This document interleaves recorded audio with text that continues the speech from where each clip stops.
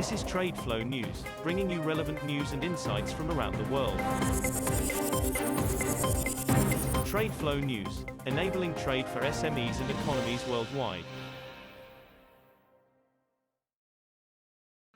These are some of the key topics that we will be looking into in today's program.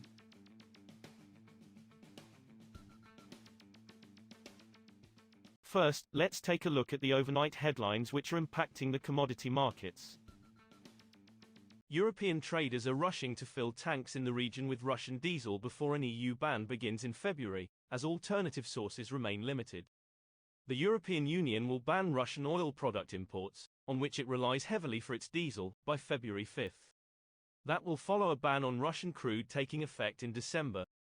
Russian diesel loadings destined for the Amsterdam-Rotterdam-Antwerp ARA storage region rose to 215,000 barrels of oil per day from November 1 to November 12, up by 126% from October, Pamela Munger, senior market analyst at energy analytics firm Vortexa, said.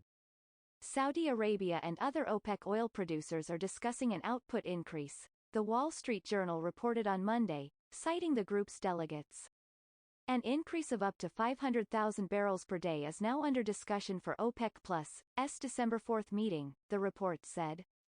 Moving on to the top news in the energy sector. China's oil imports from Russia jumped 16% in October from the same month last year to just behind top supplier Saudi Arabia, as state-run firms stocked up before a European embargo over Russia's invasion of Ukraine kicked in. Supplies from Russia, including oil pumped through the East Siberia Pacific Ocean pipeline and seaborne shipments from Russia's European and Far Eastern ports, totaled 7.72 million tons, data from the Chinese General Administration of Customs showed on Sunday. That amount, equivalent to 1.82 million barrels per day, BPD, was steady from September but off May's record of nearly 2 million barrels of oil per day.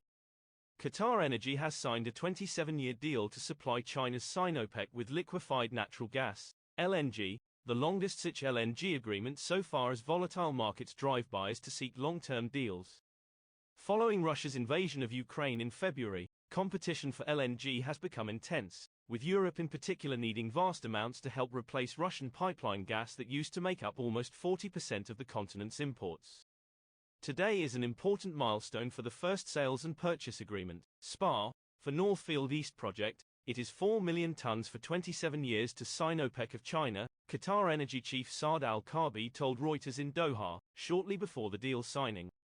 Next, we have the top news in metal markets. The global nickel market surplus declined to 14,400 tons in September from 23,600 tons in August, data from the Lisbon-based International Nickel Study Group, INSG, showed on Monday. During the first 9 months of the year, the global market was in a surplus of 61,000 tons compared with a deficit of 160,600 tons in the same period of 2021, INSG data shows. Copper prices slid to near 2-week lows on Monday, pressured by fresh COVID curbs in top consumer China, a stronger dollar and rising inventories in warehouses registered with the London Metal Exchange. Benchmark copper on the LME traded down 1.7% at $7,938 a ton in official rings, from an earlier $7,930, the lowest since November 8.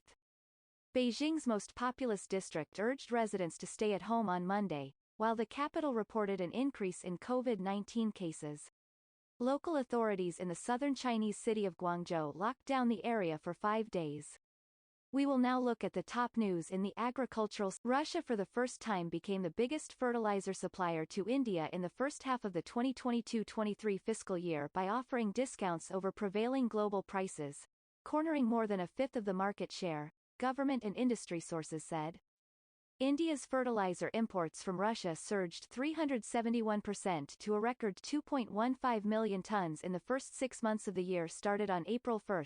A senior government official who was closely monitoring the imports told Reuters. He declined to be named due to the sensitivity of the matter.